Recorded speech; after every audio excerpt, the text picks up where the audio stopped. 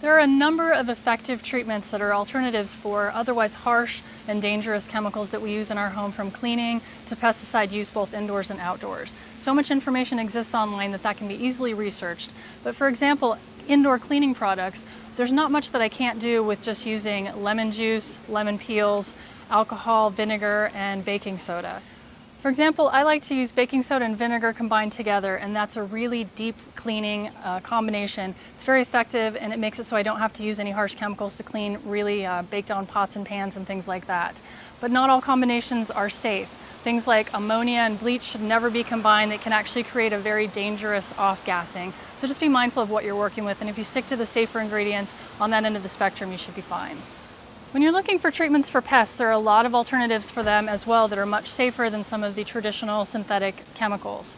First thing you want to do though is make sure that what you're treating is actually a pest and that it's not a beneficial insect. So if you have ladybugs, for example, some of the larval stages look very menacing. They don't look anything like a ladybug. So you want to make sure that you know all of those life cycles and at least know what it is that you're treating before you treat it.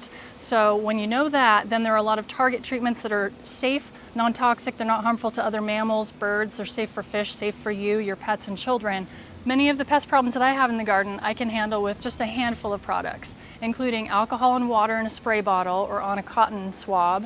I use neem oil, which is derived from the oil of a seed or leaf from a tree, the neem tree. Still need to be cautious when we're handling this because it's concentrate, but it's targeted to specific fungus, mites, and insects. We have BT, which is a bacteria found naturally in the environment, and it's targeted to things like caterpillars, but again, specific insects. Soapy water is effective against many soft-bodied insects. Also, diatomaceous earth serves to cut up the underbelly and dry out some of the soft-bodied insects as well. So those are a great arsenal of products that are relatively harmless. We still need to read the labels and make sure that we're using them safely, and they are going to be very effective against most of your pests that you'll have around the home and garden.